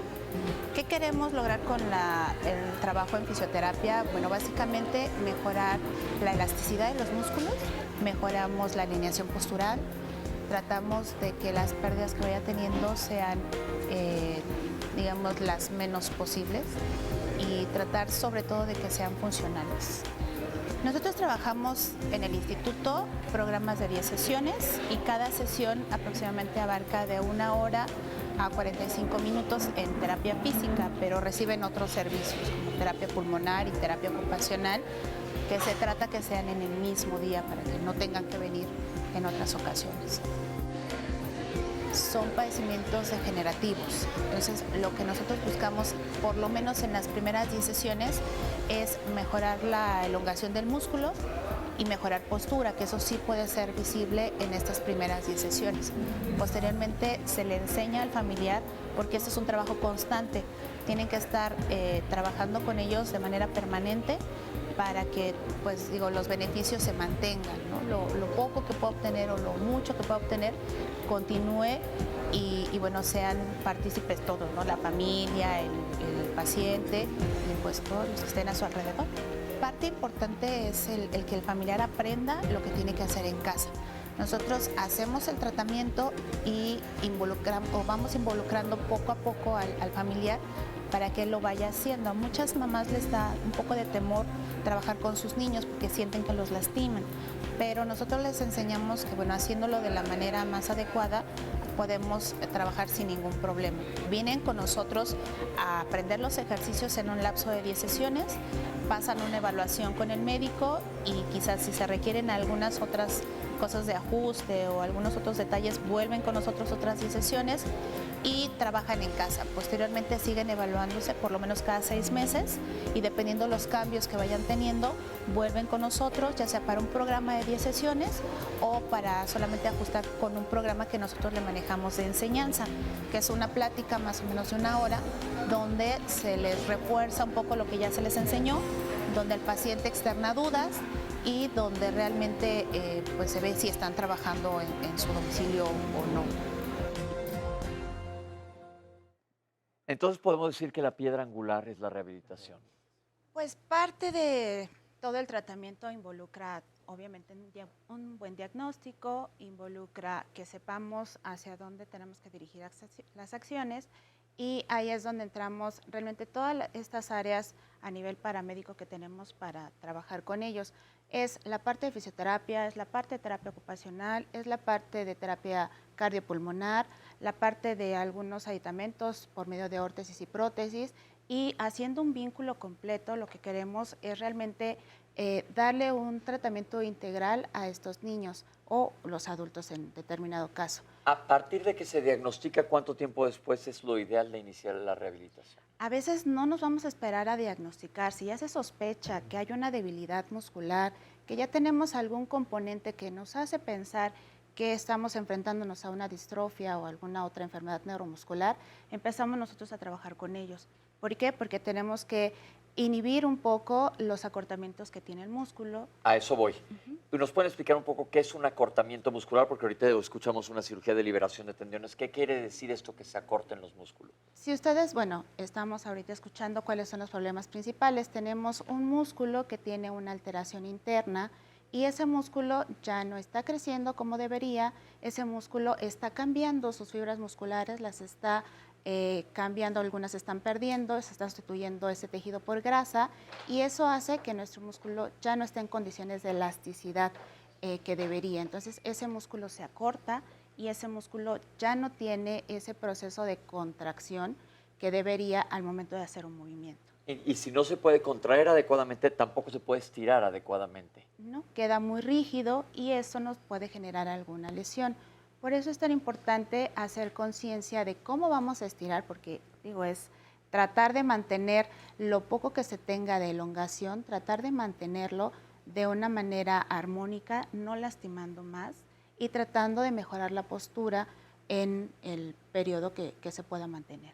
¿Qué tan elástico es un músculo de que pueda llegar a recuperar su elasticidad? Si bien ya vimos que la contractibilidad no al 100, su elasticidad, después de haber estado mucho tiempo, pues ahora sí que engarrotado. Es un poco complicado en estos padecimientos. En otros padecimientos es totalmente cíclico. Sí se puede recuperar nuevamente la elongación. En este caso, con procesos de distrofia, ya no se recupera al 100%. ¿Por qué? Porque se están sustituyendo estas fibras musculares. Ya no tenemos la capacidad de ser más elásticos. Lo que sí podemos generar es realmente mantenernos con una alineación que nos permita evitar alguna deformidad. Ahora, mi pregunta es, una vez que se diagnostica y empieza la rehabilitación física, ¿es igual para todos? No, obviamente hay ciertos tipos de padecimientos, hay padecimientos que nos permiten hacer un poquito de actividad física, sí, moderada.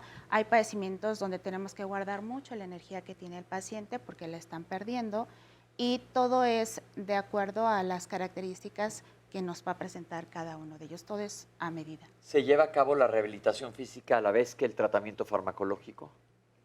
Sí, de alguna manera en el diagnóstico, como decía Anabel, se puede dar la rehabilitación sin que sepamos el diagnóstico. O sea, no es diagnóstico, porque nosotros vemos clínicamente cómo están los pacientes, porque hay unos músculos débiles y otros fuertes. Entonces hay un desequilibrio muscular. Entonces por eso al estar un músculo fuerte le gana al débil. Claro. Y por eso se hacen contracturas o acortamientos de los músculos. Y el tratamiento se inicia cuando se da el diagnóstico, pero van a la par en el caso de Duchenne. En el caso de otro tipo de distrofias, la rehabilitación juega un papel muy, muy importante, ¿no? Al igual que en medicina, los rehabilitadores físicos se van especializando en diferentes cosas o cualquier fisioterapeuta puede dar tratamiento para este tipo de patología. Pues en teoría generalmente estudiamos todos los padecimientos neuromusculoesqueléticos. Obviamente existen padecimientos que tienen ciertas particularidades y uno se va especializando. Generalmente nos dicen que cuando tenemos una alteración muscular, pues hay que fortalecer. Eso es parte de lo que nos manejan en la escuela, pero aquí no se maneja de esa manera. Aquí hay que trabajar el tipo de padecimiento que exista. No se puede poner en algunos padecimientos pesas o resistencias porque lesionamos más. Entonces necesitamos saber muy bien el padecimiento, saber muy bien cuáles son las herramientas que tenemos en este particular caso. Muchos de los casos, como vimos, van a 10 sesiones donde los papás aprenden y ya lo siguen haciendo en su casa. ¿Hasta cuándo? Lo más importante es hacer un vínculo. El vínculo padres y terapeutas es sumamente importante. ¿Por qué? Porque, como bien mencionaron, el instituto tiene un programa de 10 sesiones para cada paciente. Obviamente pasan evaluación y pueden tener otro tipo de manejo. No solamente pasan a terapia física, también pasan a los diferentes servicios, pero lo importante es que se continúen estos ejercicios el mayor tiempo posible o hasta que tengamos alguna otra eventualidad que nos requiera un cambio de acciones. ¿Cómo es la respuesta al paciente a la rehabilitación en cuanto a su respuesta física y la respuesta o su aceptación de la rehabilitación? ¿Puede ser dolorosa en un principio, incómoda? Hemos trabajado con niños muy pequeños y cuando más pequeños empezamos a trabajar con ellos, la aceptación es un poquito más. Obviamente trabajamos algunas actividades no tan monótonas, un poco más hacia actividades de juego, para vincularlos con que es una actividad que van a tener que desarrollar de manera permanente. Y se trabaja con los padres para que ellos también sepan o busquen las herramientas para que hagan un vínculo de la terapia de manera permanente, así como lavarse los dientes, como hacer algún hábito que debe de permanecer, así debe de permanecer la terapia. Entonces, crear hábito, porque va a ser uno de los pilares del diagnóstico. Ahora ya sabemos que esta enfermedad no se detiene, pero la rehabilitación revierte mucho de lo que está sucediendo. Y otra pregunta que me surge, tenemos toda una gran musculatura. ¿Todos los músculos están afectados? Ahorita se habló de que unos están más fuertes que otros. ¿Se recargan en los músculos que estén más fuertes para compensar? Sí, lo que pasa es que no es simétrica, digamos, la progresión de la enfermedad. Entonces, por ejemplo, los músculos que más fuertes son los que son flexores y los extensores son más débiles. Entonces, por eso se acortan más los flexores y esto hace que empiecen a tener mayor deformidad los pacientes. Por eso es muy importante que sí van a terapia, pero los papás tienen que dar la terapia diario. Y ese es el éxito de la rehabilitación, porque muchas veces los papás no hacen conciencia de eso y creen que solamente cuando van a tratamiento es lo único. Y es un gran problema, ellos tienen que hacérselo diario. Solamente cuando requieren un poquito más es cuando se ingresan nuevamente a tratamiento. Pero es algo que deben de tomar conciencia los papás, de hacerlo diario, porque a veces dicen es que le duele, es que no quiere, y esto hace que se vaya en retroceso. ¿Sí? Entonces, bien importante que sean constantes, como dijo, crear hábito. Ahora mi pregunta es, es una alteración muscular y en nuestro organismo tenemos diferentes tipos de músculo. Tenemos el músculo esquelético, que es el que estamos hablando que nos hace movernos. Tenemos el músculo cardíaco y tenemos el músculo liso, que está en nuestras tripas, es el que te da un cólico o en la matriz, el que hace que se nos muevan los vísceras por adentro. ¿Afecta estos músculos? Sí los afecta, pero más tardíamente. O sea, el corazón, de hecho, por eso se mandan al cardiólogo, para que los estén vigilando. Monitorizando. Ajá. ¿Qué sucede en el corazón? El corazón puede dar algo que se llama cardiomiopatía. El músculo se afecta y pueden necesitar medicamentos para mejorar la función cardíaca. La función cardíaca. Los músculos de la respiración también son los que pueden estar involucrados. Entonces se dan terapias de rehabilitación respiratoria para mejorar. Y los músculos de las vísceras, esos más tardíamente. Ya mucho más adelantado.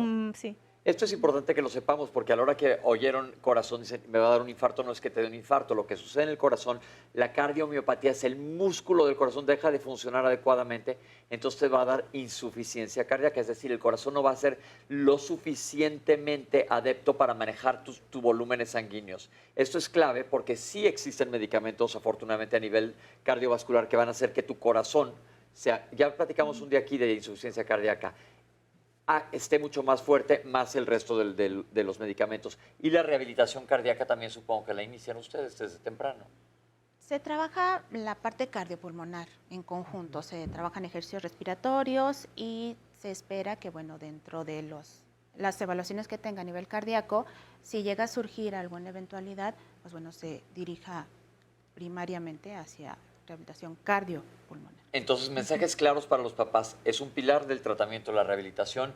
No se desesperen, sobre todo al principio, que puede ser difícil y un poco frustrante, tanto para los papás como para los niños, sino que la constancia es la que va a dar la pauta para la mejoría definitiva.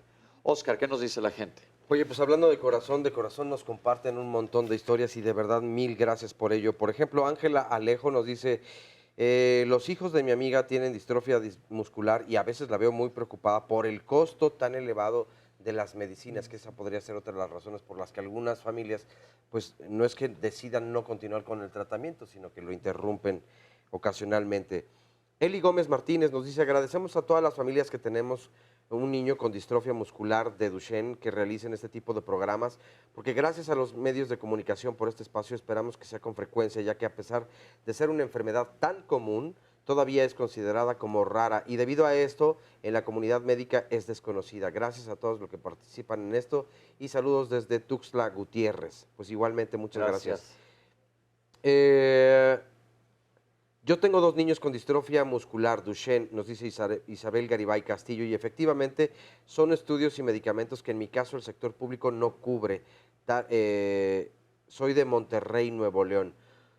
Mirel Baer, un bebé que tardó para caminar, que se cansa de caminar, que no puede brincar consecutivo y sube bien la escalera, pero la tiene que bajar sentada. Tiene 3 años, se puede manejar como síntoma de distrofia muscular. ¿A dónde debo acudir? Merry Acuña, una pregunta un poco, bueno, nos hace una pregunta un poco fuera del tema. Personas con Alzheimer se atrofian de las piernas, ¿a qué se debe? ¿Tiene alguna similitud con esto? Ya que tengo un familiar que vive de esta forma y aún así no camina y sus pies comienzan a deformarse. Mi hijo tiene distrofia muscular de Duchenne, nos dice Lupita Gama Calvo. Él tiene 23 años. Es dependiente totalmente, lo diagnosticaron cuando tenía 4 años. En este momento solo mueve los brazos y las manos. Intelectualmente está muy bien. Quiero preguntar sobre los estudios genéticos para portadoras. Yo también tengo distrofia muscular de Becker. Vivo en Tijuana, nos comparte Cirilo Mendoza. Tengo 36 años y me diagnosticaron a los 14. Dejé de caminar hace 9 años. Me interesa saber de algún tratamiento genómico. Soy atendido por medicina de rehabilitación y solo cuando es necesario uso corticosteroides. Corticosteroides, exacto. Los dejo el correo electrónico y saludos y gracias por este tema tan importante. Con la biopsia de la piel salió el déficit de colágeno 6A2, nos comparte Giselle Borrás. Yo fui un caso nuevo en la familia, pero tengo una hija que también lo padece. Aquí en España hay una fundación que apoya a investigaciones para los pacientes con déficit de colágeno 6, Fundación Noelia. Hay una investigación abierta para revertir la enfermedad mediante terapia genética. El efecto de la mutación en el gen del colágeno 6 en el Hospital San Juan de Dios en Barcelona. Tengo 42 años y mi hija tiene 23 años. Vanessa Isabel Brañez Cuadros, soy de Perú y mi hijo, mi hermana y mi gemela y yo tenemos miopatía nemalítica y quisiera saber si hay algún tratamiento porque en el caso de mi hijo ya no puede caminar y se cansa demasiado. Gracias por compartirlo. Hablando de genética, nos dice Lina Montoya, en la familia de mi padre son 6 hombres, de los cuales 5 están afectados con distrofia muscular tipo 2. Mi papá tiene 60 años y no ha presentado síntomas. ¿Es probable que yo pueda ser portadora? ¿Cómo saber si una mujer u hombre pueden ser portadores? Tengo secuelas de poliomielitis, nos dice Connie Correa. ¿Habrá oportunidad para mí? Poco a poco estoy perdiendo movilidad. Gracias por su atención. Actualmente tengo terapias de piso. No hay mucho avance, esa es la verdad, pero gracias por su atención. Yo vivo con una persona sana y aunque no puedo moverme como quisiera después de que ya no puede caminar, me perdí, pero pasó y ya no me siento así. Tengo un pequeño de 4 años con síndrome de Down. Ellos tienen bajo tono muscular. ¿Se recomienda algún especialista o estudio específico recomendado para diagnosticar o mejorar su tono muscular? ¿Dónde se pueden realizar aquí en México los estudios genéticos para determinar quién es portador en distrofia muscular Duchenne? Que sea obviamente serio y responsable, porque hace 19 años en los análisis para diagnosticar a mi hijo hubo un problema en el laboratorio particular de una doctora. Lamentable por la situación emocional por la que cursábamos, ya que aquí en Oaxaca nadie sabía nada sobre distrofia de Duchenne y me dediqué a mi hijo, pero ahora quiero saber sobre el estudio genético para determinar pues, las portadoras y qué estudios o protocolos se hacen para que no se transmita el gen a los hijos. Tengo 2 sobrinos con distrofia. ¿Qué porcentaje le afecta o le puede afectar a mis hijos en la genética? Nos dice Elizabeth Barrera. Siendo esto una enfermedad degenerativa que presenta síntomas a muy temprana edad, se debería de dar conocimiento sobre esta sintomatología a todos los centros médicos, ya que quien recibe a un niño de primera mano para consulta es un pediatra o médico general que no tiene ningún conocimiento sobre lo que representa la distrofia muscular, nos dice Diana Martínez. Y bueno, de verdad muchas gracias por su participación. Hacemos una pausa y volvemos.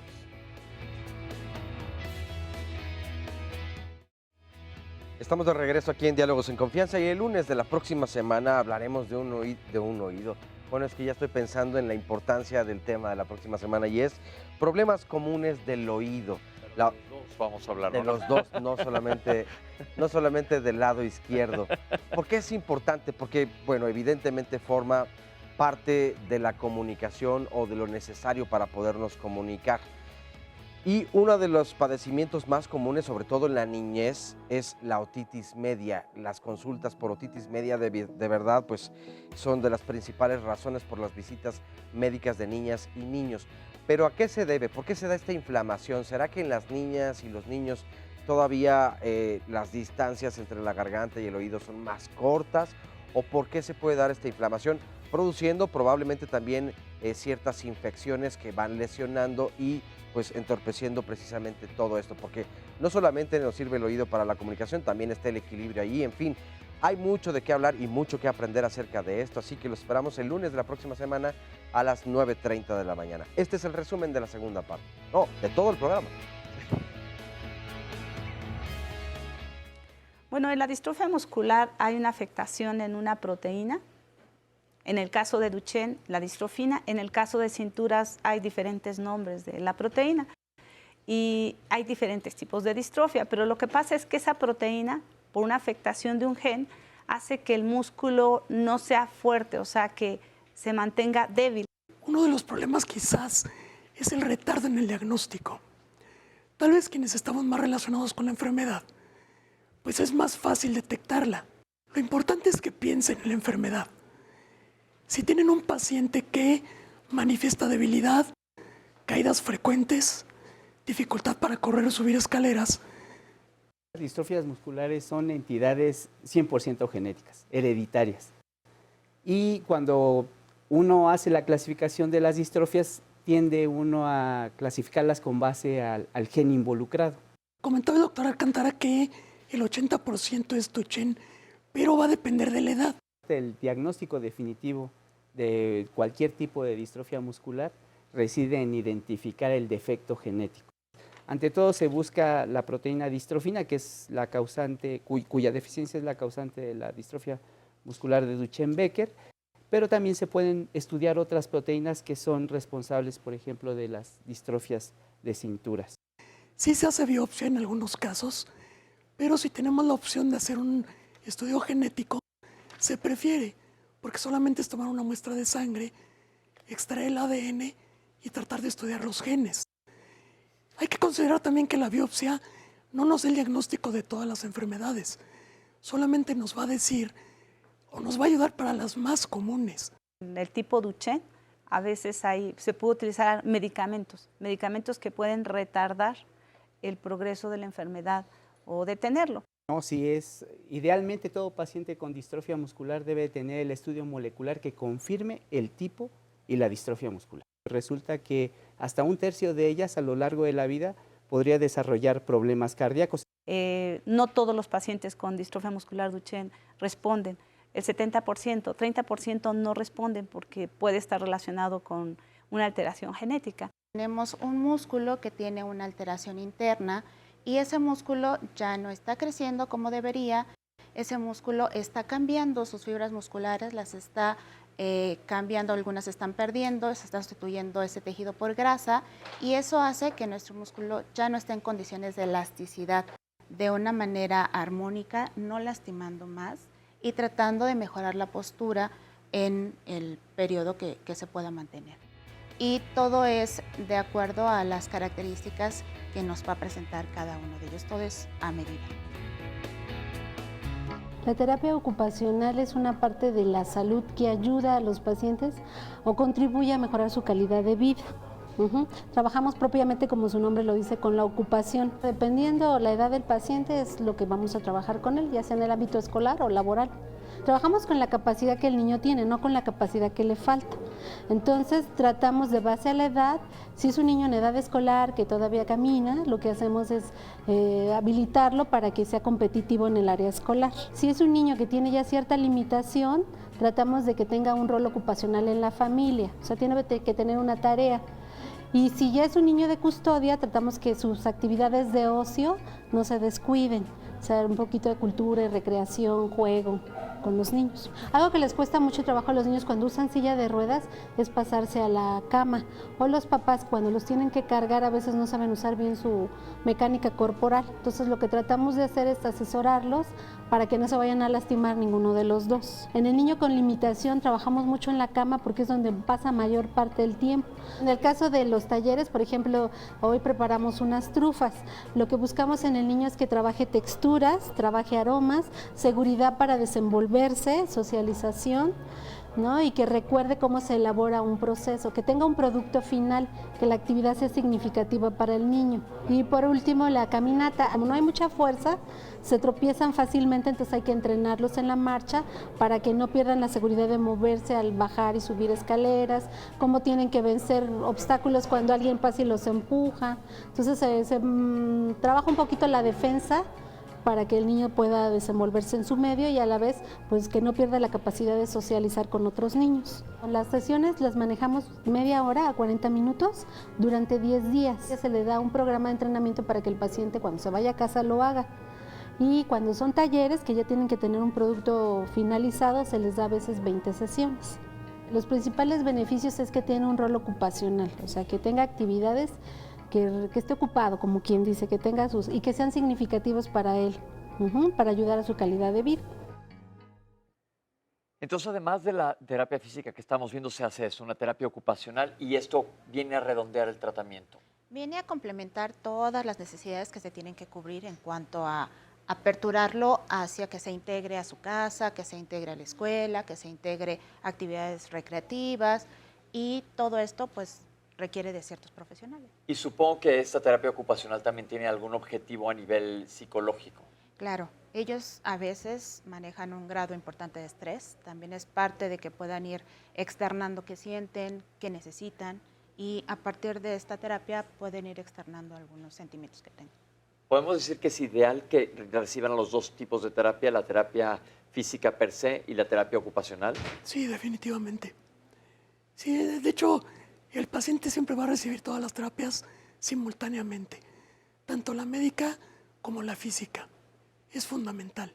Ok, y hubo algunas preguntas sobre que se manejan en cuanto a plan medicamentoso esteroides anabólicos, no son esteroides anabólicos, perdón, derivados de la cortisona, como decimos, la prednisona que utilizamos.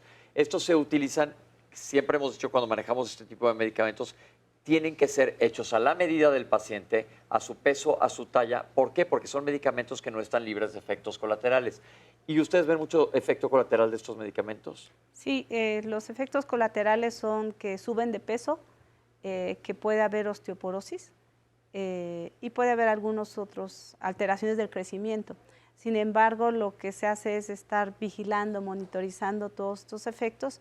Por ejemplo, si hay osteoporosis, se da medicamento, se da vitamina D, y cuando se trata de que las mamás guarden un régimen alimenticio, eso es a veces complicado, porque como los niños a veces ya no se mueven tanto, pueden estar aumentando de peso.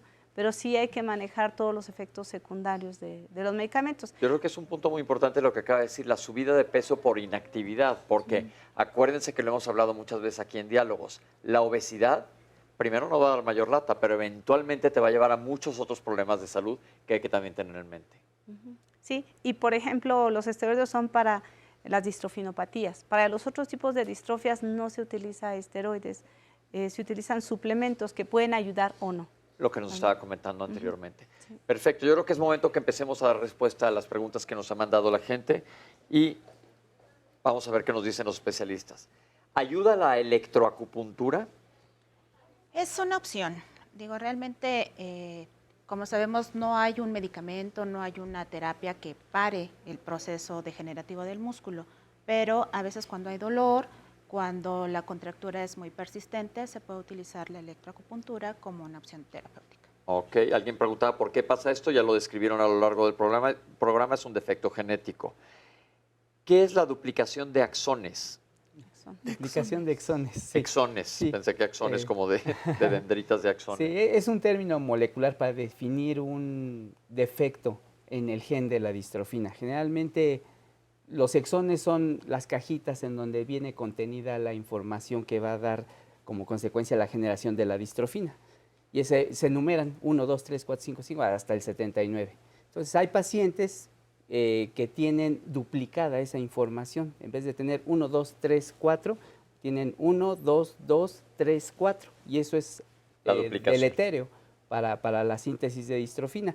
Aunque es el defecto genético, el segundo defecto genético más frecuente condicionante de distrofinopatías. Y se puede buscar por técnicas especializadas de biología molecular. Ok, esto ya es muy específico y lo van a decidir los especialistas. Mi hijo tiene dolor de piernas muy severo y ahora no puede caminar, ¿qué hago? Bueno, definitivamente tiene que llevarlo a que analicen, le den un diagnóstico específico y aquí vuelvo a insistir como todos los lunes. Es importantísimo que usted conozca cuál es su diagnóstico. No se queden en que tengo debilidad, tienen que saber cuál es el diagnóstico con nombre y apellido. Entonces van a aparecer los datos de nuestros especialistas en pantalla, los hospitales donde están. No deje a su hijo así, a ver si es algo que se pueda revertir lo antes posible. Paciente masculino de 56 años. Se me queda dormido de las plantas de los pies hacia arriba y ya no me responden. Se llama Edmundo. Edmundo, esto lo comentamos fuera del aire y quiero, doctores, saber si tienen una opinión más. Esto probablemente no sea una distrofia muscular, pero definitivamente suena algo neurológico. Hay parálisis ascendentes en la neurología, como el síndrome de Guillain-Barré, que ya hicimos un programa que te recomendamos ver. Pero más que sentarte a ver un programa, te recomiendo que te levantes ahorita o que alguien te ayude y vayas a ver a un neurólogo. Doctor, ¿es algo que agregar con él? No. Pero definitivamente que vaya a un neurólogo, porque esto no es normal. No vaya a ser que si es una parálisis ascendente vaya a llegarte a los músculos respiratorios y entonces ahí se vuelve una urgencia severa. ¿La terapia genética existe para este tipo de casos? Sí existe, pero para casos específicos. Entonces, solo algunos pacientes que tengan ciertos cambios en sus genes podrían tener un tratamiento genético de terapia génica. pero no todos los pacientes. Son muy pocos los que la sí, requieren. los que pueden tenerla. Que si sabrían de algún lugar en Jalisco a dónde acercarse. ¿Hay alguna página? Bueno, lo que pasa es que a veces si los hospitales no les ayudan, hay asociaciones, asociaciones de pacientes. En Guadalajara está la Asociación Occidente para Distrofia Muscular y ahí los pueden orientar para que puedan ir a un hospital. Hay otra asociación en San Luis Potosí que se llama Ave Sin Vuelo, hay otra en Chihuahua que se llama Enlace y hay otra en León, Guanajuato que se llama también Asociación de Distrofia Muscular y bueno, la que está aquí en la Ciudad de México, que es la Asociación Mexicana de Distrofia Muscular. Si se acercan a las asociaciones, ellos los pueden orientar en dónde los pueden ver. Esto es súper importante y agradecemos a toda la gente que se dedica a formar las asociaciones. Normalmente son gente que está asociada a la patología, a la enfermedad y ayudan muchísimo a los pacientes más allá desde el punto de vista médico, sino con soporte y entre todos se echan la mano para encontrar cuál es el especialista que está cerca de ti. Entonces ya dijo la doctora, busca una asociación que te ayude. Luego dicen, ¿el agua caliente sirve para los músculos y revierte el problema? El agua caliente es un relajante por naturaleza. Nos va a ayudar a poder elongar o hacer una terapia posterior, pero básicamente no es igual que lo que habíamos mencionado. No va a generar que se cure. ¿No? Ok, es una parte de la terapia. Es parte del tratamiento. ¿Las enfermedades reumatológicas como el lupus y la artritis reumatoide degeneran en esto? No tiene nada que ver una cosa con otra. Pregunta alguien, ¿cómo podemos acercarnos al Instituto Nacional de Rehabilitación? Pues es fácil, hay una página de internet que se pueden hacer su preconsulta, pueden ir personalmente o pueden hablar por teléfono. El teléfono va a aparecer en nuestras redes. Sí. Y se les hace una preconsulta y luego se mandan, si es distrofia, a la clínica de distrofia. Perfecto. ¿Mojarse con agua fría cuando el cuerpo está caliente puede causar esto? No se apuren, no se apuren. Sí podríamos hablar del tratamiento de la polineuropatía desmielinizada. Este es otro tema totalmente, pero lo vamos a sugerir a producción para tenerlo en mente. Muchas gracias por compartir con nosotros. Tengo 2 hermanos que tienen Duchenne. Murieron por complicaciones pulmonares. ¿A quién se les puede heredar? ¿Es verdad que es a la 5ª generación? No, definitivamente la mamá de estos pacientes, si es distrofia muscular de tipo Duchenne, la mamá es portadora obligada. Automáticamente ella en toda su información genética porta la mutación. ¿Y sus hijos? Y los hijos varones sanos serán sanos porque heredan el cromosoma X normal. Entonces ahí se pararía. Lo mejor es que se acerquen con un médico genetista para recibir un asesoramiento certero. Perfecto. ¿Cuál es la diferencia con esclerosis lateral amiotrófica? Es totalmente distinto. Esto afecta a los cordones en la médula espinal, pero algo que quieran decir sobre diferenciación. Pues es que es muy diferente.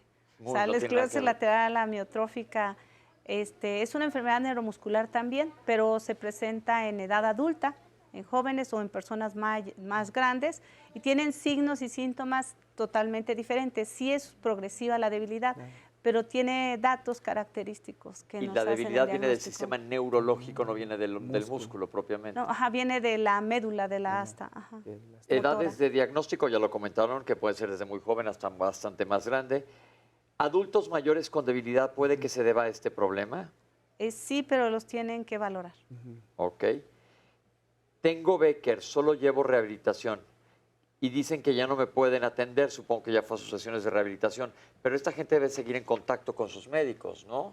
Sí, se les tiene que dar un programa para que ellos puedan seguirlo llevando a cabo en su casa y lo más importante es que sí tengan un médico de base por cualquier eventualidad. O sea, el tratamiento los va a acompañar toda la vida. ¿Existe este padecimiento de manera gestacional que solo dé durante el embarazo? No, porque ya vimos que es un defecto genético con que no se forma una proteína. Ha de haber sido una debilidad en el embarazo que tuvo esta paciente por cualquier otra causa. Tengo contracturas severas secundarias y dicen que me tienen que operar, ¿es verdad? En el caso de distrofia, bueno, hay tiempos. O sea, por ejemplo, en los niños, cuando todavía hay músculos fuertes, se les hacen las tenotomías para que puedan caminar. A veces, cuando ya los pacientes no pueden caminar, podrían hacerse cirugías en el caso de que se pudiera alinear un segmento, una piernita o un brazo. Pero si ya están muy deformados, ya no. Perfecto. O sea, cada paciente se tiene que valorar. Ya hablamos del abordaje psicológico y social, la importancia de la rehabilitación.